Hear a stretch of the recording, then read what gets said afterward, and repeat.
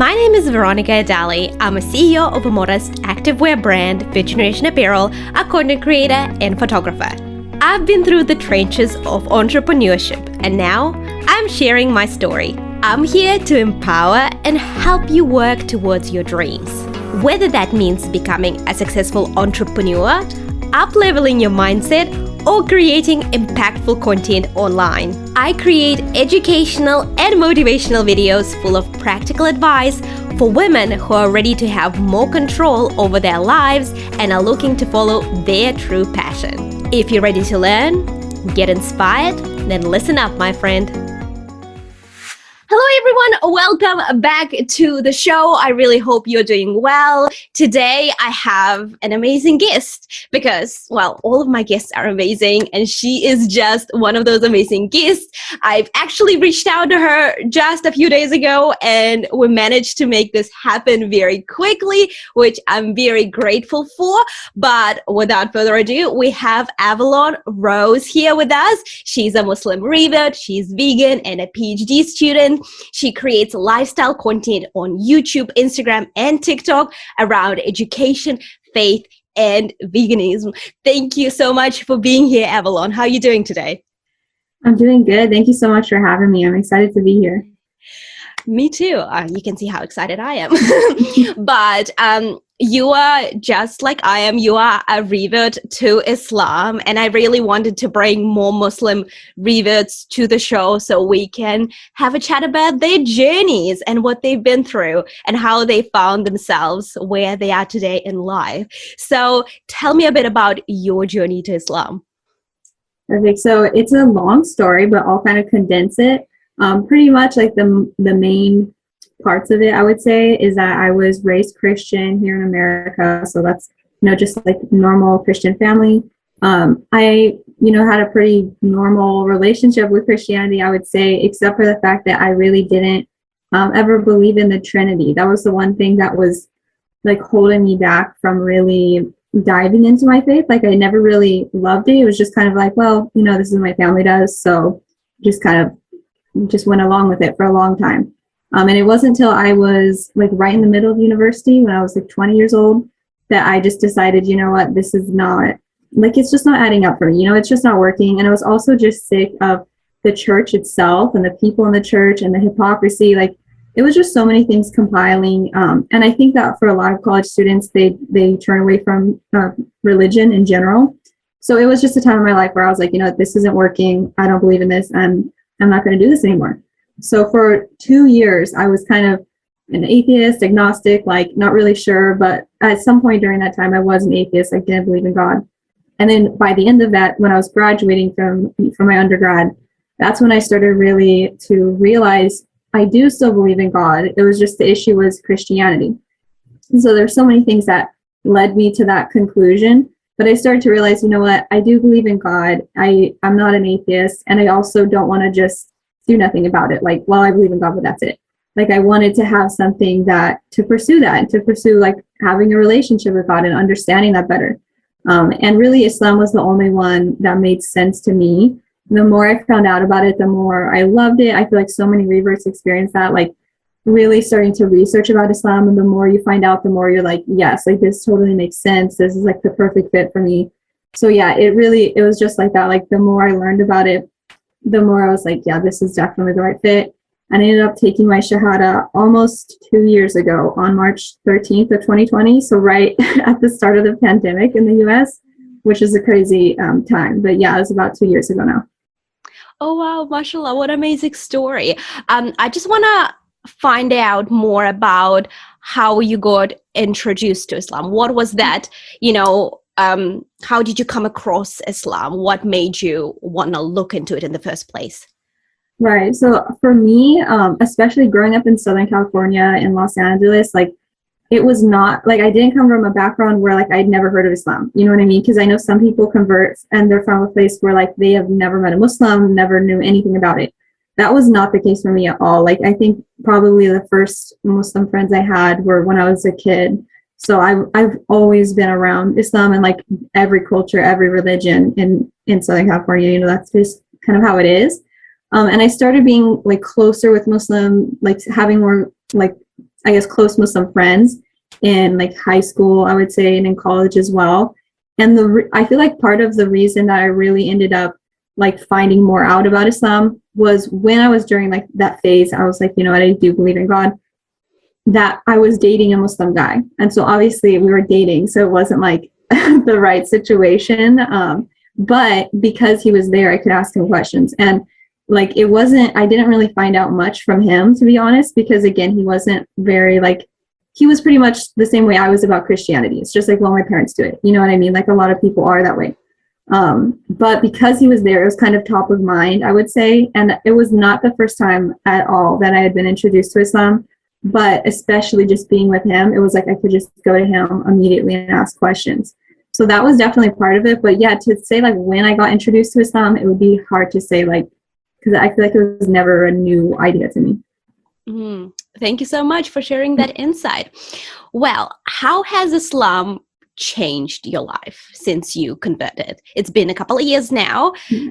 Do you see like any very specific changes that you're like, well, yeah, alhamdulillah, I found Islam?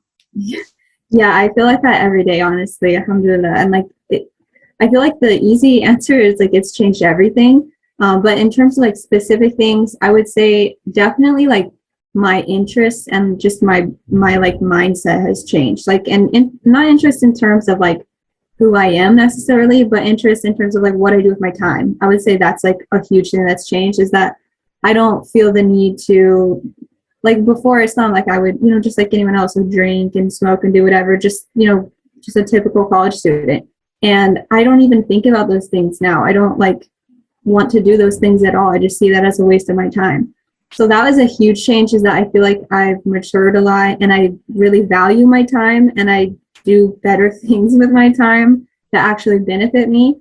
So I'd say that was a huge change. And also I just feel like more secure in who I am and where I am, what I believe, because there's always that sense of like, no matter what happens, like alhamdulillah, like I always have my faith to rely on. So I really didn't have that before. Even when I was a Christian, I didn't really feel that way, because again, I just didn't really believe it. I didn't feel very secure in it. But because I'm so secure in Islam, I feel like the biggest change probably is that, yeah, no matter what happens, it's like, well, this is just the dunya, you know what I mean? Like I'm gonna be okay. So I feel like that's probably like the biggest change for me.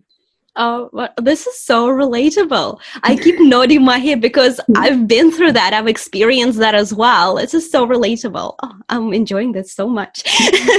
Let's talk about the challenges, because you are accepting a new faith and you do need to change your lifestyle. And there are certain challenges, and also being a Muslim in the West, that has its own challenges as well. So what has been the most challenging part of your journey to Islam so far? That's an interesting question. I always tell people when they ask this that the hardest part has never been Islam itself or accepting the ideas of Islam, the tenets of Islam. The hardest part has been people, and not just non-Muslims, but Muslims too. So on both sides, because there's been so many supportive Muslims that have just like embraced me and wanted to teach me anything I need to know. Of course, there's been so much support, but there's like Muslims that kind of unknowingly or knowingly will misguide reverts, you know, and like I've been told so many things that are not true. And especially as a brand new revert, you don't know the difference between like what people believe. You don't know there's like different scholars, different schools of thought, and you can be easily misguided. So that's been a struggle. That was at the beginning. I would say it was more of a struggle. Now I'm able to be like, okay, that's definitely not true. And like only listen to people who I know what they're talking about. But that has been an issue. And mostly I feel like the issue has been with non-Muslims, with my family, with my friends. Just like trying to accept that and understand it and being worried and going through the phases of, you know, why are you doing this? What's going on? Because of course the immediate reaction from a family in the West to converting to Islam is like what happened? Like, are you okay? You know what I mean? Like being worried. So that's been like the biggest struggle, I would say, just coping with that. But through that, I've also found like who's my real friend, because something I say is like, if they weren't your friend before you converted to Islam, like in America or in the West, they will not be your friend after. Like if they were like, even if they were just, you know, like like there for fun. You know what I mean? Like if they were there for you, but you weren't really sure about your friendship, if you convert to Islam, they're gone. Like you're not going to have a friend in your life anymore. So I feel like I've really realized like who really has my back, who has my best intentions at heart. So yeah, it's been difficult, but it's also been beneficial. Alhamdulillah. Alhamdulillah. I can definitely relate to that. And sometimes I like to remind myself that people come into your life for a reason or for a season, and that's okay. That's their role to play in the grand scheme of things. And if things don't work out, you just gotta, trust Allah and let go. And that's one of the things that I've noticed after converting to Islam myself, is the fact that I can go with the flow. I've learned how to go with the flow and just follow the stream and see what happens. Like I definitely, I have a type A personality. Like everything needs to be under control and done in a certain way, and everything needs to go according to plan. Otherwise, it's just, my mental health was not really handling that very well.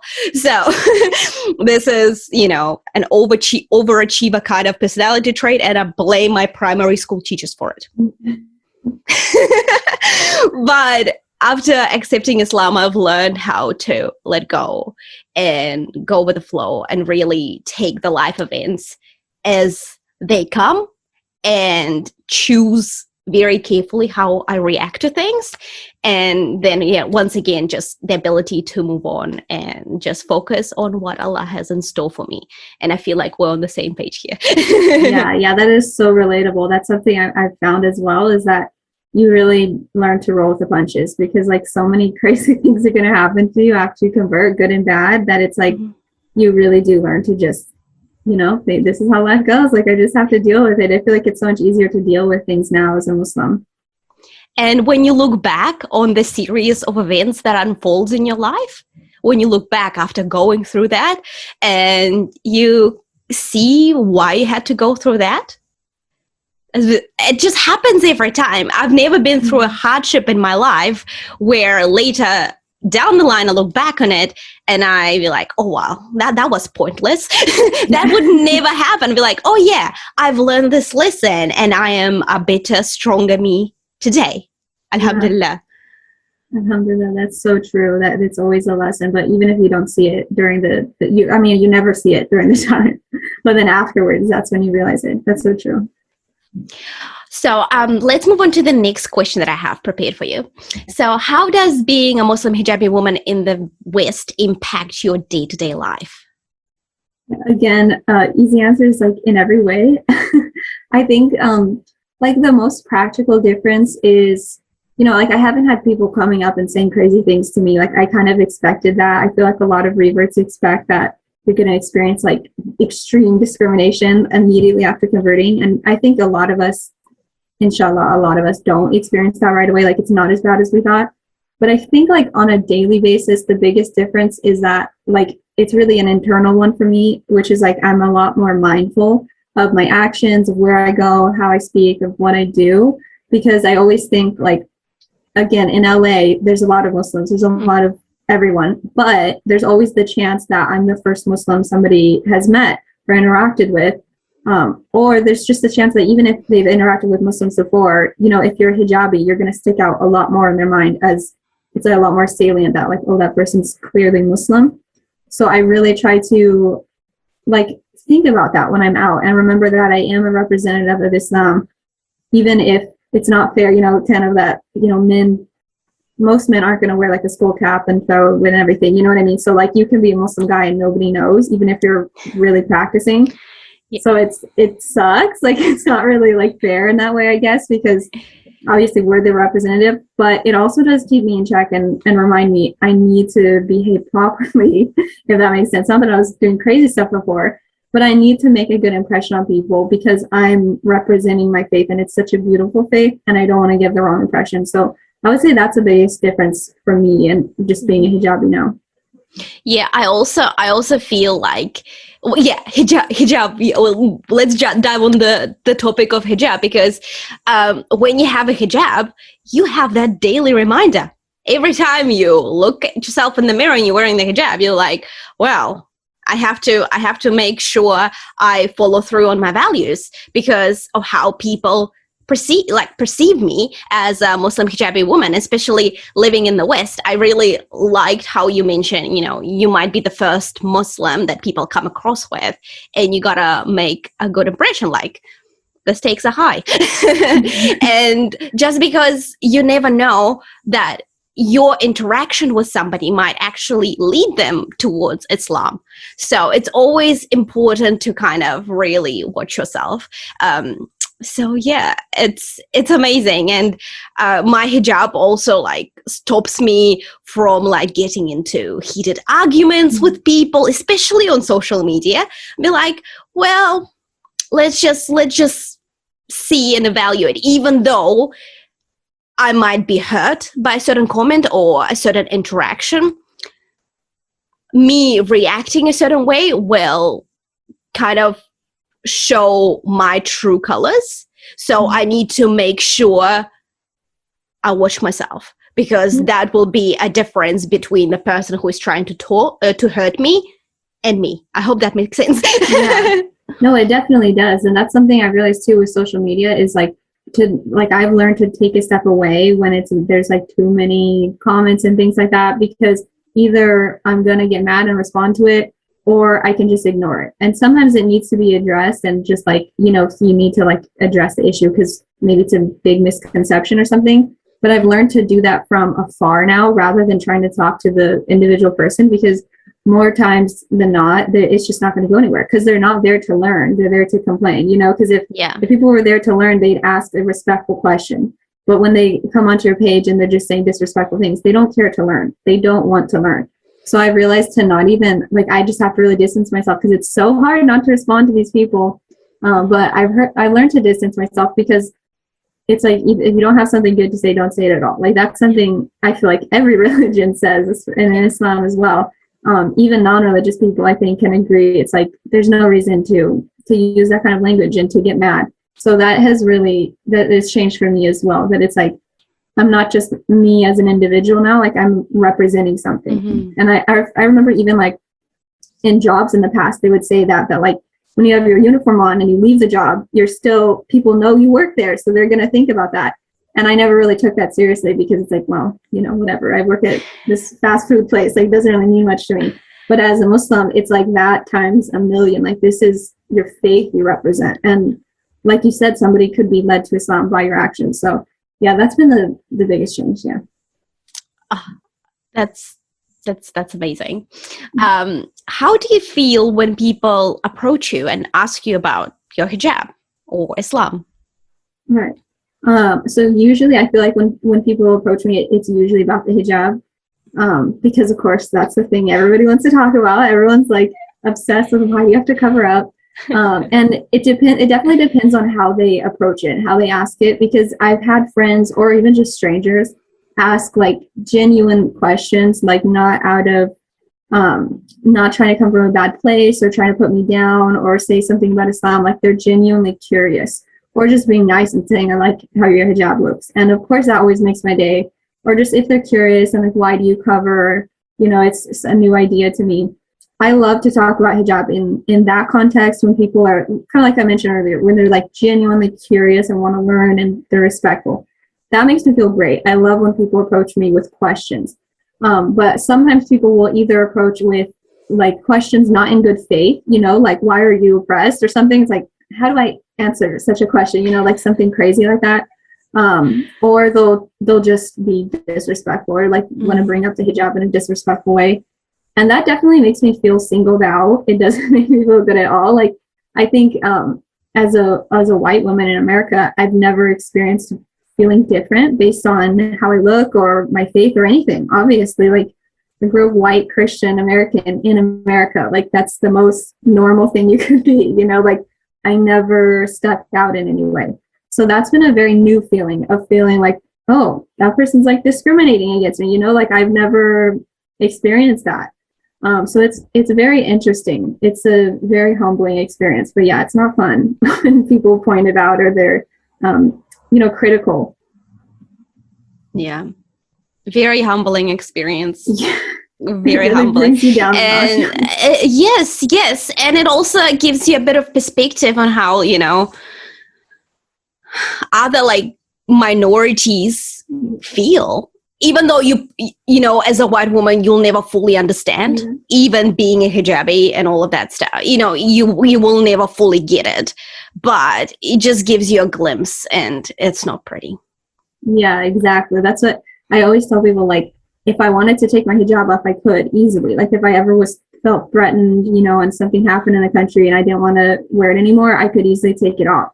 But if you're Black in America, you can't take that off, So that's something that I always try to keep in mind, that, as bad as it might feel, other people have it way worse, and they have had it for their whole life since they were born, and there's no changing it. So that really, it's a bummer. It really puts it in perspective, because like you said, it gives you a glimpse. It's never going to be the same, but it does give you a glimpse into just what it feels like to be singled out and treated differently for how you look or what you believe. And yeah, it's not good, but I feel like it makes me more compassionate as well. Not that I didn't care about those things before, but even more now. It's like, oh wow, this is how it feels. Yeah. Let's talk about the balancing act. How do you balance your faith and your work and your studies? How do you go about that? Yeah, that is a very good question. That's something I think I was really bad at when I first converted, because again, I wasn't used to having all these commitments, even not even just as a non-religious person, even as a Christian, there was no praying 5 times a day, fasting. There's none of that, So at least like the way I grew up. So it was really overwhelming at first and really hard to balance, even though like I was graduating from school. I wasn't even going to school at the time.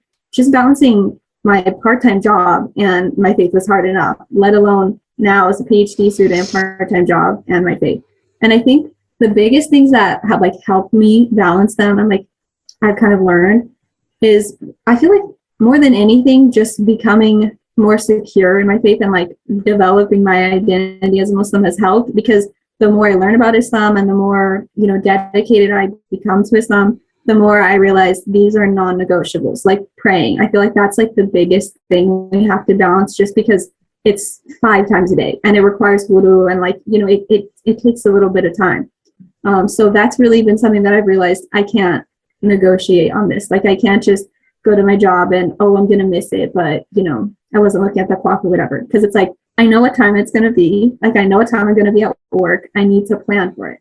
So that's been something that I've learned, is that, and again, I feel like my, like kind of developing my identity in Islam has helped a lot, because before I felt like such an imposter. And like, I'm sure all Reverts feel this way, especially women who wear the hijab like early on after converting. I felt so like I'm representing Islam, and people think I'm Arab now, and people think I'm like been a Muslim my whole life, and I don't even know hardly anything, So of course I'm not going to ask my boss for time off to pray, because I just felt so weird about it. And like, it's just a very like difficult process. But now I feel much more secure. Even just 2 years later, I feel much more secure where I'm like, you know what, I'm not going to be in class at this time, or I'm not going to be wherever it might be. Alhamdulillah, my work is virtual now. But even with my last job, I told them, like, every day I have to pray at these times, and I'm not going to be working at these times. It's just going to be a few minutes. And I just made it work. So I feel like it really does come with time and with like just developing your faith. But yeah, it is very difficult to balance them all, at least at first. But I feel like, alhamdulillah, it's gotten so much easier over time. That's great. That's really good advice here.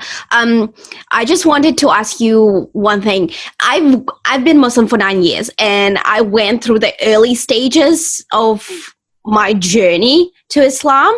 When I first took my Shahada, and I was just like, I felt like I knew what I believed, but I didn't know everything. Of course, no one knows everything. But I'm glad that I went through that offline. I only got on social media like 5 years ago. And so the first few years of my Revert journey, they were offline. And I just want to know how it feels like to go through that publicly on social media and being exposed to so many comments, sometimes like positive, sometimes negative, sometimes like really invalidating as well, like just because you are a revert and you are on your journey and you're still learning things and figuring things out. To be honest, that process never ends. We always learn and figure things out, but some people on the internet think that they know absolutely everything. But like, how does it feel going through the first couple of years of your Revert journey being on YouTube and creating content around Islam as well, and just, you know, trying to figure things out for yourself and trying to almost like explain yourself to others? That's definitely. How does that feel? Yeah, I think it's that's a really good question. It's a really good point too, that like it's a different experience. I feel that it's been so good in some ways and really bad in other ways, but like overall I'm really like happy about the position I'm in, and like I really have benefited from it, because like I feel like as a Muslim revert and just as a Muslim in general, like when you're on social media, of course there's going to be negative comments, but the majority of the comments I get are really positive, because they're either from Muslims all over the world, or Muslims in America like me, or they're from non-Muslims that are just supportive, because I feel like that's becoming more of the norm of just like accepting people as they are. And it's becoming less of the norm to bully people and harass people. Of course, that's still happening, but it's becoming the norm where that's not okay. Because I feel like even like 5 years ago, 10 years ago, that was the norm, was just like bullying. Like I feel like the internet was like worse back then. And of course, there's still so much of that. But it's been good in that way, just getting support from other people, also connecting to reverts like us. Like there's so many reverts I met on like through online, like through my YouTube and everything. Like even one of the sisters I know, it's so crazy. I met her through YouTube, and she doesn't even do YouTube. She just would like comment on my videos. And then we realized that we live like 20 minutes apart. And so now we're friends. Alhamdulillah. It's so crazy. Right? Yeah, it's crazy. Like I would have never met her if I didn't have it. And really most of the reverts, I don't think I would have met any reverts actually, except except through my mosque, but like all the other ones I met online. So that's been something that's been so helpful and beneficial. And even meeting like non-reverts, just born Muslims, has been great, because they are, you know how born Muslims are when they meet a revert, they're always so excited and mashallah, you know, like it's so I feel like it brings them so much joy to hear about our stories, and, you know, it kind of like boosts their iman for them as well. So that's been really positive. Like it's been a really good experience overall. And like what you said with invalidating comments, that is so true. That has been a problem for sure, is that like just because you're a revert, people attack you, and not like sometimes it's Muslims saying that you don't know this or that, and, you know, haram police, if you want to call it that. But sometimes also it's non-Muslims that I've noticed that are invalidating my faith and saying, you know, you just converted to it for XYZ. I don't know why anyone would convert to Islam if they didn't believe in it, because it's so difficult in the West, but, you know, they still have their assumptions. That's really what it is. You know, they think they know you better than you know you. So that's definitely been difficult. That I feel like that's the most difficult comments for me, is when people are invalidating my faith, or kind of saying, well, why didn't you convert to this faith or that faith, or, you know, trying to like persuade me towards other faiths, or just being an atheist in general. So those are like difficult to deal with, because it's like, dude, I'm already dealing with my family invalidating it and not accepting it for, like fully. And then some random person online also doing that, you know, it gets really upsetting. But the one thing I'll say is that overall, first of all, it's been positive overall. And secondly, since it's online, I can always take a step away from it. It's not like my job or anything, like at least where I'm now, like I don't really plan on doing social media like full time. And I know people who do that, they still are able to balance it and take a step back. But especially for me, since it's not like my job or anything, I can just take a step back when it's too overwhelming, because there are phases where it's too much. And I'm like, you know what, this is bad for my faith right now. And that's what's most important. And if it's bad for my faith, I don't want to do it. So that's what I've learned, is just like to take a step back when it's getting really bad. But yeah, overall, I would say it's been a help, and I've learned so much and been so connected with other people. So alhamdulillah, I've enjoyed the experience. That's exactly how I felt. I never knew another revert before I hopped online. And that was like for 4 years of my journey. I was always like, the odd one out. Be like, yeah, I am a revert, yeah, and everyone's trying to educate me, and everyone's trying to help. Comes from a good place always, most of the time. And when I started with Instagram, and then I just found so many reverts, and then I hopped on TikTok, many more reverts, and I feel like I have friends now and who are reverts and Muslims as well, of course. But there is something, you have that shared experience. You just get each other when both of you are reverts, because you probably went through very similar journeys and very similar steps. You know, maybe some steps were different, but you were not Muslim. Then you found Islam and then changed your life. And we learned and we kind of went through very similar paths, and you really connect on that, and you really get each other. Especially like you might have, troubles with your family, and only a revert would get that. Yeah. People would try, give you advice and all that, and that's great. And, you're always grateful for that. But only another revert will truly understand the depth of it and the struggle of it all. So, yeah, it's just like little things like that. And I feel like truly blessed to have social media for that reason. And also, I wanted to touch on something that you mentioned, is the fact that majority of the feedback you get and the majority of interactions you get are positive. It's just our brains are so wired to see negative comments and them kind of stand out just because we don't want to get hurt. Yeah. They grab our attention just because they are negative. And then you just have to really take a step back and remind yourself that 99% of the comments that you get are positive and supportive. And that's what matters, because those are your people who get you. And you create your content for your people who get you. So that's important. But sometimes it really takes that, almost like giving yourself almost like a physical reminder, like a little pinch, and be like, come on, wake up. It's one negative comment among thousands. Who cares what they have to say? Yeah, that is so true. I have to do the exact same thing and remind myself that literally overwhelming majority of Muslims and non-Muslims, it's a positive reaction. They have such nice things to say. And like, it's I'm always like surprised at the kindness of people, honestly, like, because I feel like they'll say nice things about modesty, about hijab, about everything that like I wouldn't have even thought to say those things before I was Muslim. Like, there's so many kind people online that will just like just so supportive. And even my friends who I've known before doing all of this online, like my in-person friends, they've been so supportive online as well. And it makes me feel so good. And then, like you said, though, like that one comment will just stick out. And it's like, gosh, like that really hurt, because it hurts more than the good comments feel good for some reason. I don't know why, because there's so many nice things that people are saying. But yeah, that's definitely something I have to remind myself of too, is that for every horrible comment, like, or weird or creepy, even if it's not mean, if it's like just unwanted attention, for every one of those comments, there's like 100 nice comments. So yeah, that's definitely something I try to remind myself of.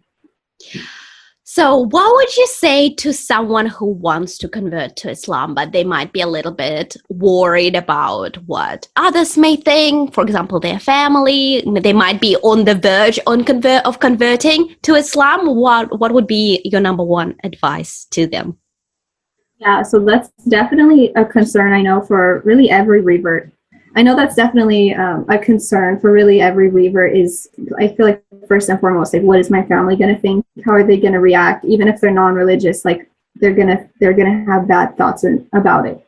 So I know that's definitely a concern. Of course, I experienced that at the beginning too, and those feelings of doubt of like, should I even do this? Is this going to ruin my relationship with my family? Am I going to lose all my friends? Am I not going to get jobs in the future? Like, there's so much uncertainty about it. But what I would say is like the thing that helped me the most is just having like a perspective check, like a reality check, and just taking a step back for a second and really asking yourself, why are you converting? Hopefully, inshallah, it's not for the wrong reason. It's not just because you want to marry someone or for whatever reason. Like, hopefully the reason you want to convert, and overwhelming majority of the time, the reason is that you believe in Islam and you believe in God and you believe that Islam is the best way to worship God and to submit to God. That's the meaning of the name. So taking a step back and thinking about that and thinking, so why am I converting? Why am I even interested in it? I feel like that will really start to take away your worries, because then you'll realize this has nothing to do with family. This has nothing to do with friends. And this has nothing to really even do with this life as much. Like, of course, it's a part of it, but what's most important is the next life, is the life the hereafter. So when you really think about it in that perspective and think about the whole grand scheme of things, your family being mad at you for a few months or a few years even doesn't really matter. It doesn't feel so overwhelming anymore. And I'm not going to say that there's reverts who haven't lost their family because of it. I know there's reverts who have just completely lost communication with their family. I know people like that, or, they only know a few members anymore, or whatever it might be. And that, of course, that happens. And it's not because that didn't happen to me, alhamdulillah. So I can't even say that I know what that feels like, because I can't imagine how hard that is. But what I try to remind people is that, if your family loves you and cares about you and wants the best for you at all, they will come around eventually. They'll start to realize, okay, she's still my daughter, or he's still my son. They're not crazy. They're not in a cult. They're not hurting anyone. They're still that same person that I gave birth to, or I lived with my whole life. And they'll start to realize that, and they'll start to realize that, their ideas were wrong. That will come upon them. So it might take a long time. It might take months or years, but at the end of it, that's not the reason you're converting. You know what I mean? I try to remind people that you shouldn't really do things just to make your mom and dad happy. Like, you shouldn't really choose your career just to make your mom and dad happy even. And that's just for 10 years maybe, or even if it's like for 20, 30, 40 years, that's still not even the afterlife, Mm-hmm. So I try to just help remind people that you're not doing this for anyone other than you and Allah. And because of that, those things shouldn't come in the way, even though it doesn't make it easier. It doesn't make it I'll just do this thing and maybe never talk to my family again. Of course it's hard, but I think that's something to keep in mind is why you're converting in the first place. That's very solid advice. Thank you so much. What a beautiful note to wrap up this chat on. But before I let you run away, people need to know where they can find you. Yeah, so mostly I'm just on YouTube right now. You can search Avalon Rose and I'll be on there. My other social medias I don't use as much. I pretty much put them on private. But yeah, the best place to find me is on YouTube at Avalon Rose. And I will leave all of the links related to Avalon Rose in the description below. Or if you're listening to this podcast, you will definitely find all of the links in the show notes. Avalon, you are a light. I'm so glad that we connected. Alhamdulillah, this was a wonderful chat. Thank you so much for sharing your story and for sharing your experience so candidly. I really, really appreciate it. And we'll talk soon, inshallah. Alhamdulillah. Thank you so much for having me on. This was really fun. Thank you. If you found value in this video, make sure you leave me a thumbs up, comment below, let me know, share this video. Thank you so much for watching, and I'll catch you later.